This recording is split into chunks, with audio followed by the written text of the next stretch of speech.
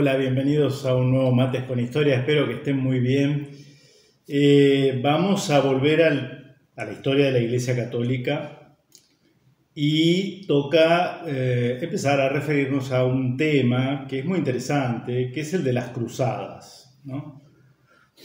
Las cruzadas, ¿no? Tema del que tenemos alguna noticia, sobre todo sus aspectos bélicos. Sabemos que fueron una guerra protagonizada por el occidente cristiano, la cristiandad occidental si quieren, para recuperar los territorios, Tierra Santa, ¿no? Los lugares donde vivió y predicó Cristo y los apóstoles. Zona siempre conflictiva, dicho sea de paso, ¿no?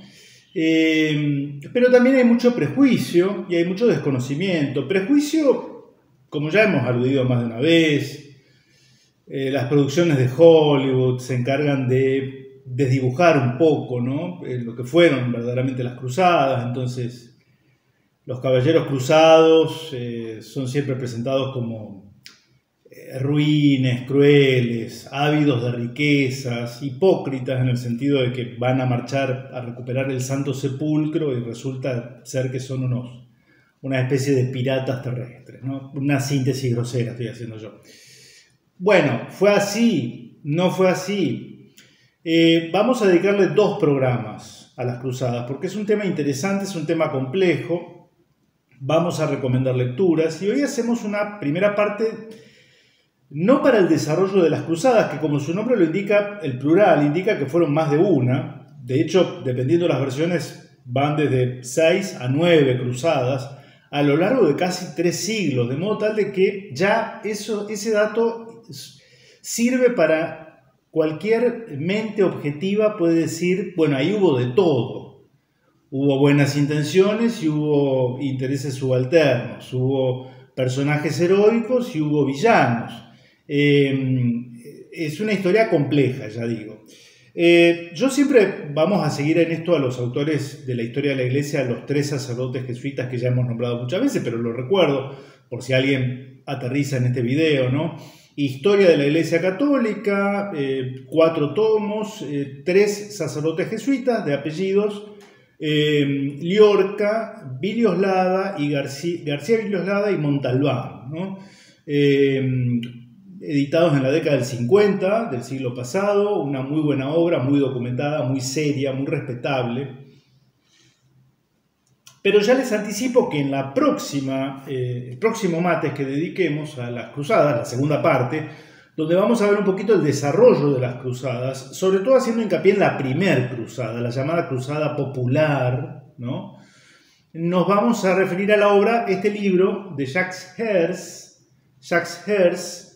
La primera cruzada, precisamente un libro editado en los 90 que yo ya leí en su momento, lo vamos a releer juntos. Es un muy buen autor, un muy buen historiador especializado en las cruzadas, ¿no?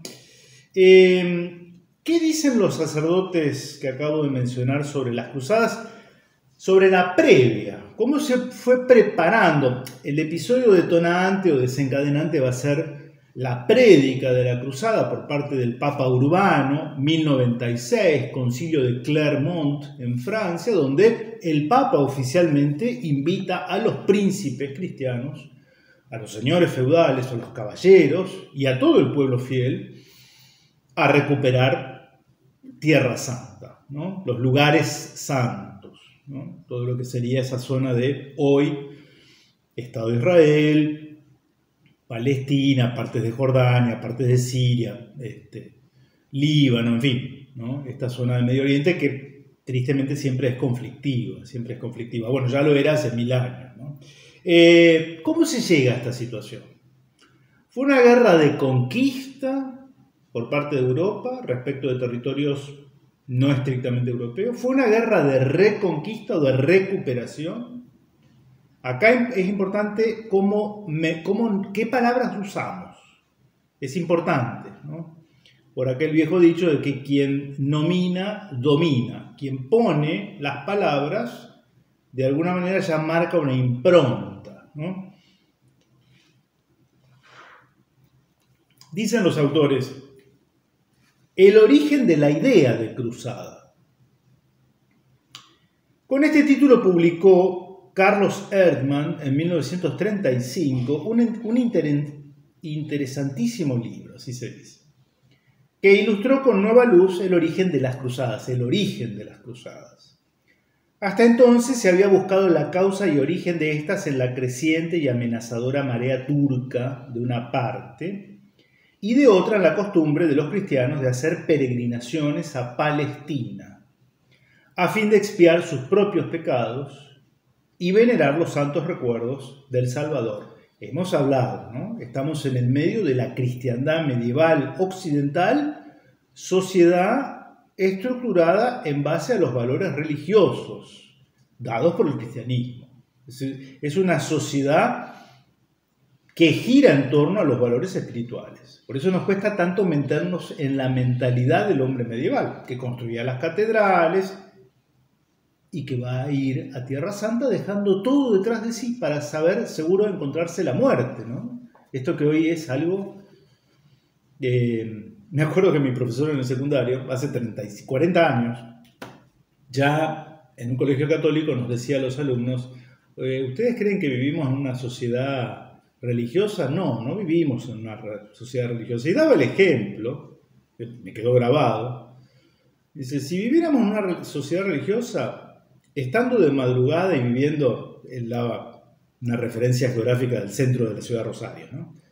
Y escuchásemos de madrugada a alguien que desde un parlante nos dice que en nombre del Papa hay que ir a recuperar los santos lugares, bajaríamos prácticamente la totalidad de inmediato y nos iríamos con lo opuesto a integrar las fuerzas. Eso fue la primera cruzada, básicamente. ¿Eso sería viable hoy? Esto lo decía hace 40 años mi profesor. Creo que perfectamente válido decirlo hoy. Y no iría nadie. Esta es la realidad, no iría nadie.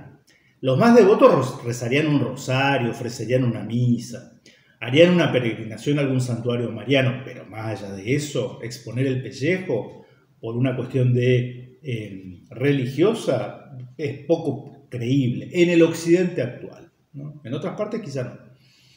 Ahora, si alguien tomara un megáfono, un parlante y de madrugada también nos despertara a los gritos y escucháramos esos gritos y la propuesta fuese no recuperar los santos lugares, sino que el que primero que llegase al monumento central en la Plaza 25 de Mayo, San Martín, la que fuere, se le acreditaría en su cuenta sueldo $1.000.000. ¿Qué haría la gente? Y sí, hasta algunos matarían en el intento de ser los primeros. Bueno, entonces... ¿somos una sociedad basada en la que priorizamos los valores espirituales o materiales? Hay que sincerarnos en esto, ¿no? Bien, perdón por la distracción. Volvamos a lo que dicen los autores.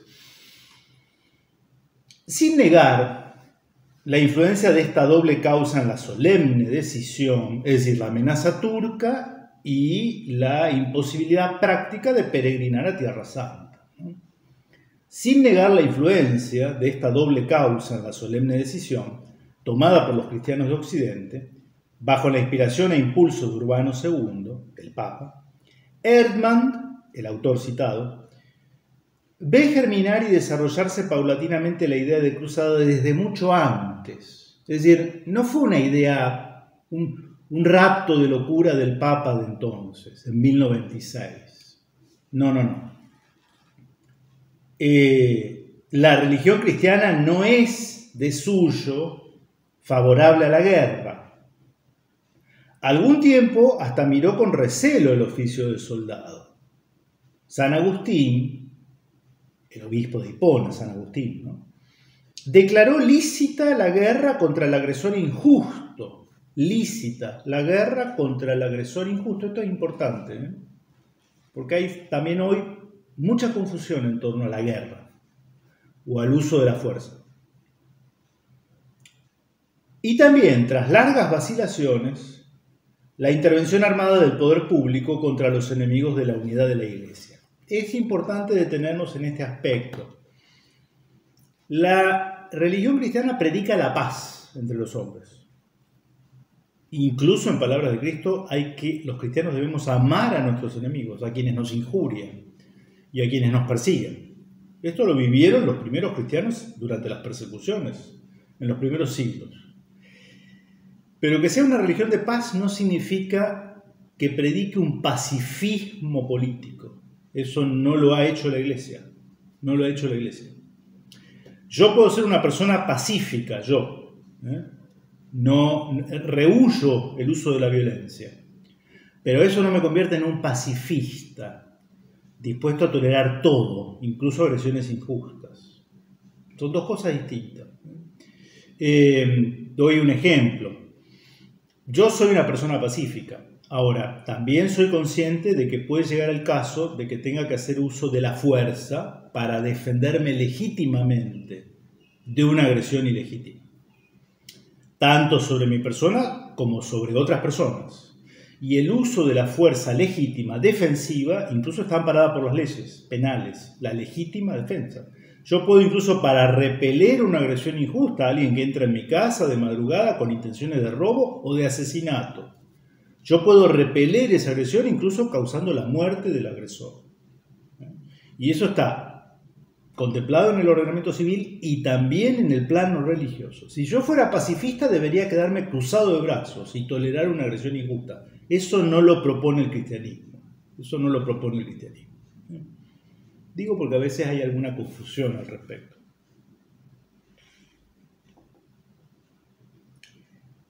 Poco a poco fue mirando la Iglesia con ojos más benignos la profesión militar. Empezó a dar su bendición a los soldados, a los estandartes, a las espadas. Esto también hay que ubicarlo en la época. Ahora viene un poco la explicación. La guerra se justificaba cuando se hacía para defender a la Iglesia o para amparar a los débiles y desvalidos, inocentes. El ideal de caballería medieval. Después, igualmente, cuando era contra los paganos. El cardenal Humberto de Silva Cándida defendió el uso de la espada aún contra los herejes. Si bien por el mismo tiempo otro miembro del Sacro Colegio, otro cardenal, San Pedro Damiani, sostenía ideas totalmente contrarias. Como ven, por tanto, los autores dicen claramente, el uso de la fuerza armada, sea para repeler una agresión injusta o para someter a otros, siempre ha sido motivo de debate en las sociedades cristianas. Esta diferente actitud se explica quizá por el hecho histórico de haber entrado en la comunidad cristiana los pueblos germánicos. Esto lo hemos analizado en aquellos mates con historia dedicados a la conversión al cristianismo de los pueblos bárbaros, en su gran mayoría de origen germánico, los francos, por ejemplo, cuya más alta gloria era el heroísmo bélico. Tenían esa impronta cultural. Y más aún por las invasiones de pueblos paganos, normandos, húngaros, eslavos y musulmanes, contra los cuales la guerra no solamente se hizo justa y necesaria, sino que revistió carácter religioso, porque era en defensa de la fe y del cristianismo y se hizo, por tanto, guerra santa. Guerra santa. Era una guerra de religión en alguno de esos frentes. En la España de esta época, por ejemplo, tomada por los ejércitos islámicos desde el siglo VIII. Bien, los autores abundan en este tema por si les interesa. Vamos a avanzar un poquitito y acá entran también de lleno los primeros en preocuparse por la caída en manos de los musulmanes de Tierra Santa. Son los bizantinos.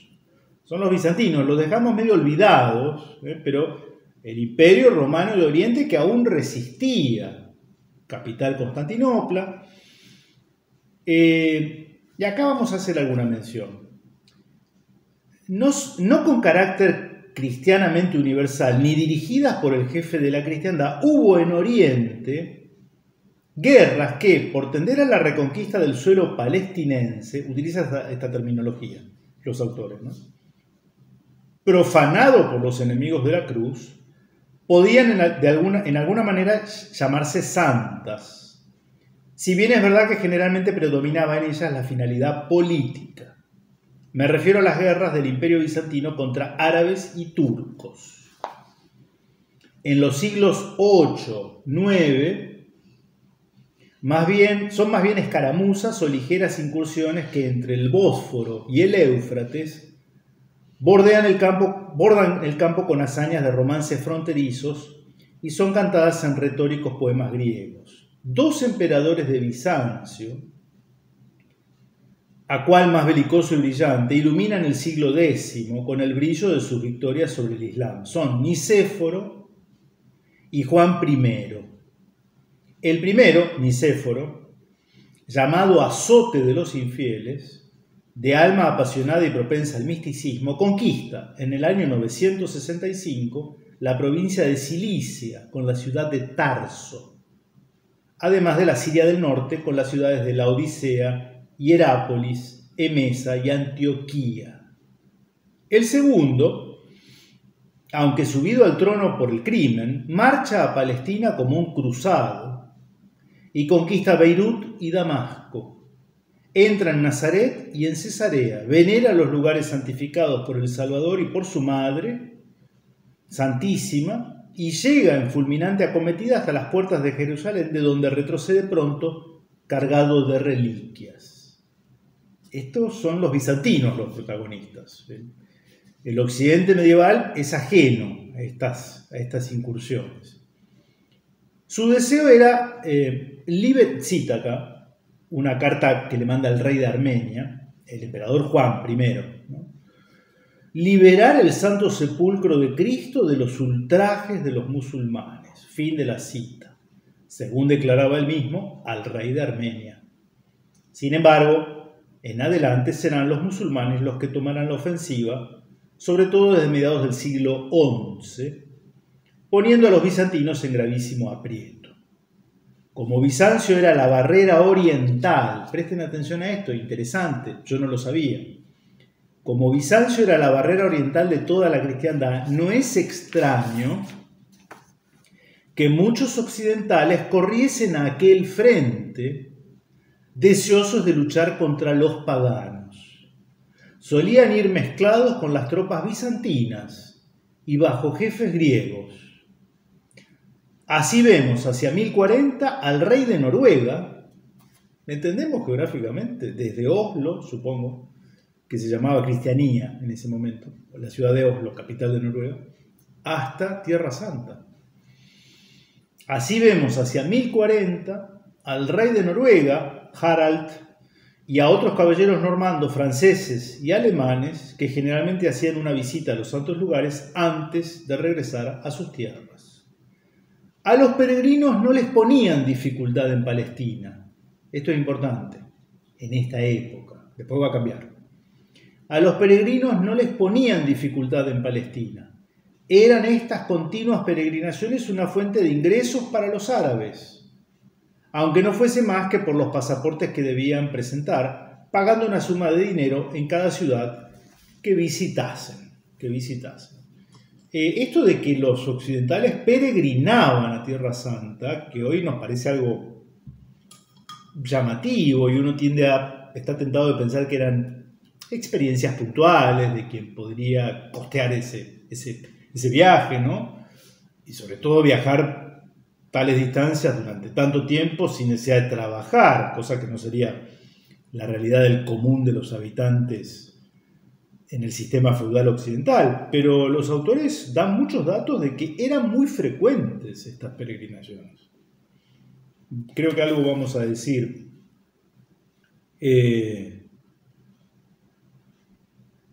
Persecuciones y guerras santas. Con la revolución política que puso toda Palestina en manos de los fatimitas de Egipto, año 969, no cambió la situación de los cristianos, al menos por el momento. Acá menciono alguna situación, pero vamos a lo que nos interesa, donde el momento en el que sí va a cambiar la actitud de las autoridades musulmanas que dominaban la zona hacia los peregrinos cristianos, o a los cristianos que vivían en ese lugar desde hacía siglos.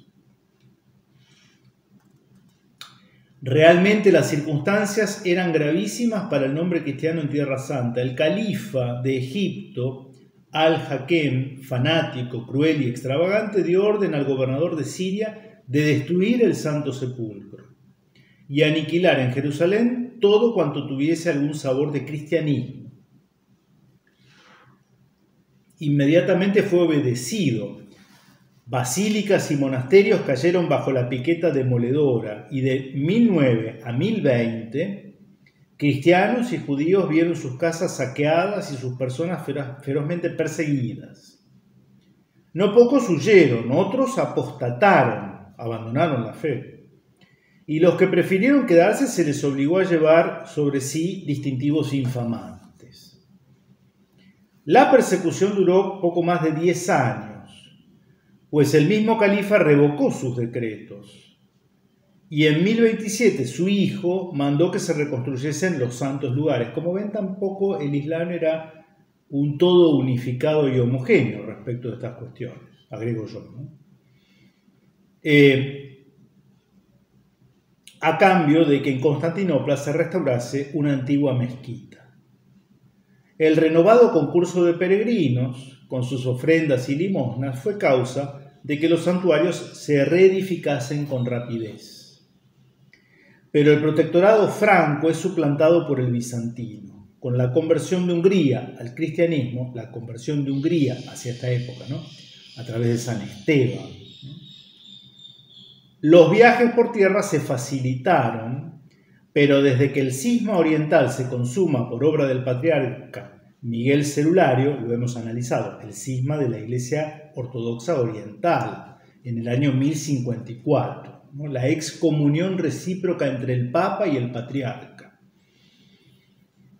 Desde esta fecha, 1054, y por esta razón, los latinos que se dirigían a Tierra Santa se sienten molestados en el viaje por los griegos cismáticos. Se refiere el cronista al año 1033, estoy abreviando, ¿no?, pero antes y después la concurrencia de peregrinos era extraordinaria, los que le comentaba minutos antes, ¿no? Así vemos que en 1026-1027 el abad Ricardo de Saint-Vin parte al frente de 700 personas e independientemente de él marcha el conde Guillermo con numerosos abades y nobles franceses. En 1035 va Roberto el Diablo, duque de Normandía, con muchos de sus súbditos.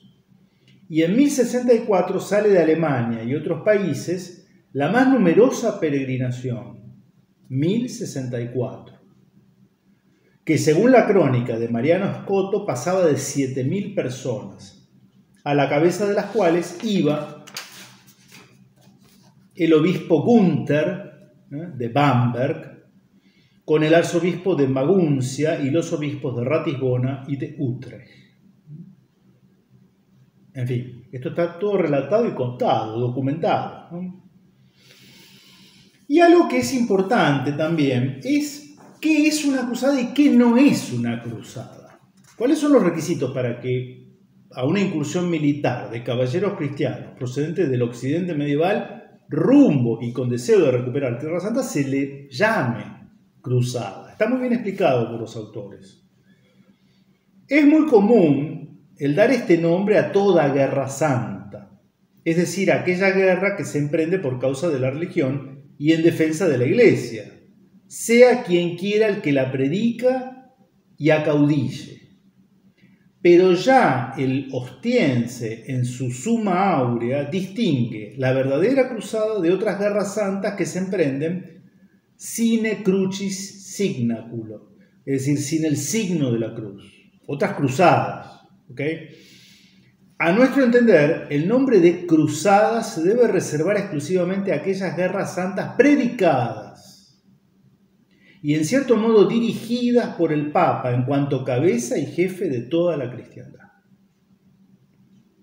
Tienen consiguientemente un carácter supranacional y universal, y por eso suelen participar en ellas soldados de diversas naciones cristianas.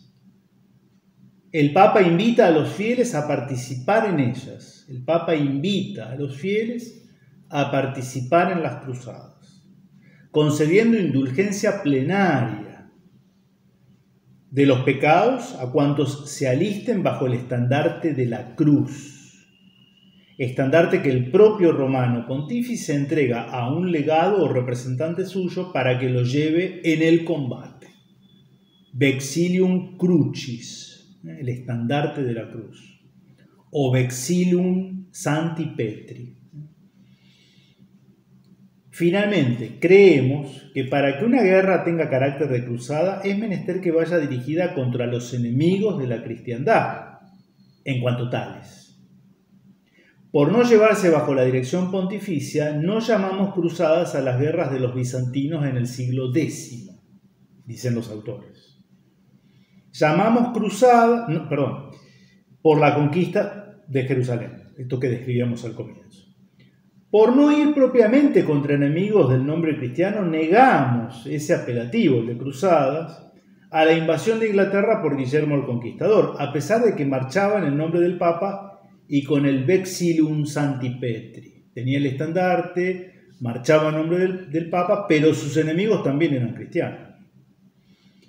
Por falta de carácter universal, nos parece que no alcanzan la categoría de cruzadas las expediciones de los pisanos contra los árabes en 1087, que con la ayuda de las tropas pontificias y con el Vexillum Sancti Petri recobraron para la Santa Sede Apostólica la isla de Cerdeña e hicieron tributaria la ciudad de Media en África. ¿Acaso ni la finalidad de estas dos expediciones fue específica y predominantemente religiosa? De la conquista de Sicilia por los normandos bajo el estandarte de San Pedro en 1063 puede dudarse por el fin primero que motivó aquella campaña, que se inició independientemente del Papa y sin que en ella se interesasen los demás pueblos cristianos. ¿Ven cómo entonces los autores van deslindando? Hubo campañas militares que tenían por objetivo retomar tierras a manos de los musulmanes, pero que no por eso llamamos hoy cruzadas, en el sentido estricto del término. Y para ir terminando, unas últimas observaciones. Todas estas empresas militares, fruto de una idea antigua, lentamente madurada, que tendía a santificar la guerra en defensa de la religión, deben tenerse en cuenta para explicar históricamente el origen de las verdaderas cruzadas. Y si además consideramos el auge del pontificado, que con las reformas gregorianas se había puesto al frente de todas las naciones cristianas, por encima de los reyes y del emperador, y no olvidamos la tradición secular de las peregrinaciones a Tierra Santa, comprenderemos fácilmente cómo, al sentirse la cristiandad gravemente amenazada por la media luna, reaccionó con una guerra santa de características especiales, predicada por el vicario de Cristo, que invitaba a todos los fieles a tomar la cruz y la espada con la promesa de un plenísimo jubileo. Tal fue la génesis de las cruzadas. Esto es importante también remarcarlo. Mientras los cristianos pudieron peregrinar sin inconvenientes a Tierra Santa, Occidente no se molestó demasiado por la presencia musulmana en aquellos territorios y no se planteó la posibilidad de la recuperación por la vía armada. Fue cuando esta situación de poder peregrinar a los lugares de origen del cristianismo fue impedida o prácticamente dificultada hasta la imposibilidad que Occidente cambia de actitud. ¿No? Cambia de actitud. Y un poquito dejamos para la próxima, ¿no? La primera cruzada, algunas pinceladas.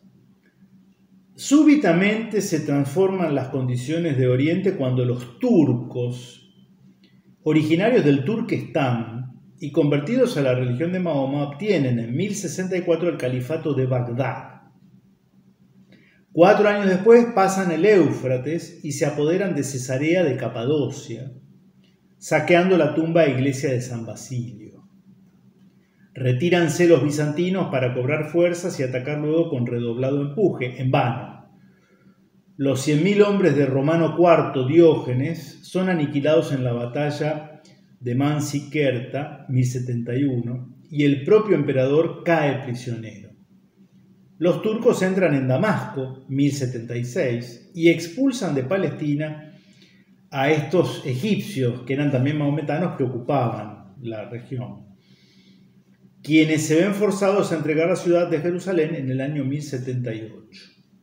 Con el fanatismo de los nuevos señores, son difíciles y peligrosas las peregrinaciones de los cristianos. No solamente los lugares santificados por nuestro Señor y por la Santísima Virgen, también las iglesias más célebres de la antigüedad van sucumbiendo a la invasión musulmana. Antioquía en 1084, 3 años antes Nicea, Esmirna en 1092, Constantinopla tiembla bajo las sombras de las cimitarras. En 1073 el emperador Miguel VII pide auxilio a Gregorio VII, el Papa Gregorio. El emperador bizantino pide auxilio al pontífice romano, prometiéndole acatar el primado romano.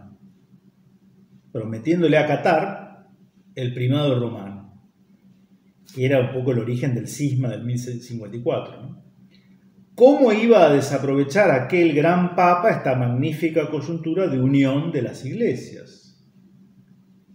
Inmediatamente se pone al habla con los príncipes y señores de Occidente. Y el 7 de diciembre de 1074 le notifica a Enrique IV de Alemania,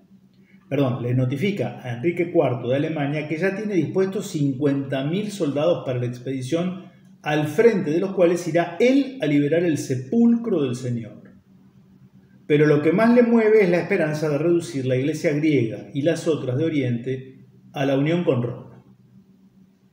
Aunque no habla de conceder indulgencia a los que tomen las armas, el solo intento de tal expedición militar, que no se realizó porque la áspera lucha de las investiduras, lo hemos analizado, la querella de las investiduras en esta misma época, la lucha entre el Papa y el emperador por ver la primacía,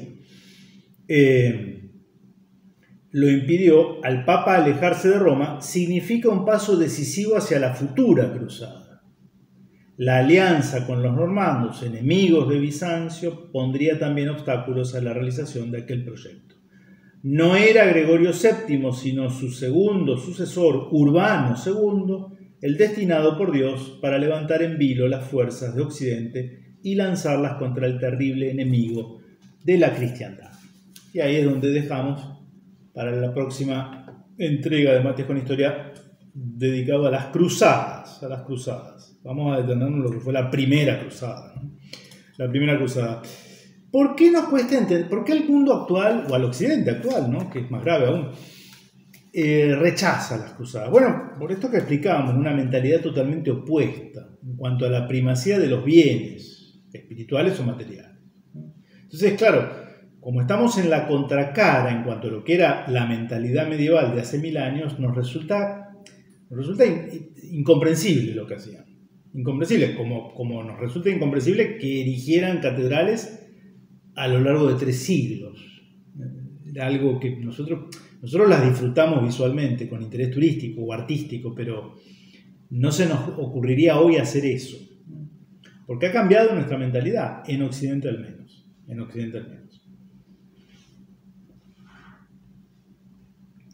Y un par de cositas. La intervención de la Iglesia le va a imponer límites éticos a la guerra.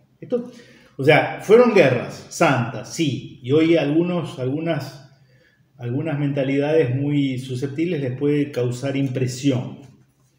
Pero la Iglesia está allí precisamente para poner un poquito de orden y de jerarquía en el cumplimiento de reglamentos, ¿sí? No se pueden atacar poblaciones civiles, en fin. Entonces, la Iglesia le va a dar también un cauce ético al uso de la fuerza. Ustedes dirán, bueno, tampoco es para elogiarlo. Bueno, sí, porque era una época en la que precisamente el recurso a la violencia era sin normas éticas. Ojo, quizá hoy estemos también volviendo a una violencia sin contención ética. Por ejemplo, el terrorismo. Lanzar un auto sobre un mercado navideño, como sucede en Europa hoy, matando a 15 peatones, incluidos niños. Esto pasa hoy, ¿sí? No estoy inventando nada, que no esté en las noticias. Hubiera sido algo, sinceramente, incomprensible para la mentalidad de aquellos caballeros medievales. Tenían su espada y su armadura, iban al combate, pero luchaban entre ellos en igualdad de condiciones, con códigos de honor y con límites éticos al uso de la violencia. Por eso digo esto que algunos dan por sentado y no está tan por sentado hoy. O el uso de armas bacteriológicas, ¿no? Y la crítica, en realidad, de algunos a las cruzadas, ¿no? El uso de la violencia, se recurrió, eran guerras violentas. Sí, claro, sí, toda guerra es violenta, ¿no? Pero hoy hay guerras y también son violentas y no tienen un espíritu cristiano. Puedo dar las 2 guerras mundiales del siglo XX, que claramente fueron impulsadas por regímenes sin una fundamentación religiosa, me refiero, ¿no? Hoy las potencias van a la guerra sin el más mínimo obstáculo por posesiones como campos petrolíferos. Bueno, los argentinos lo sufrimos con la ocupación de Malvinas y de parte de nuestro territorio. Se recurre a la violencia.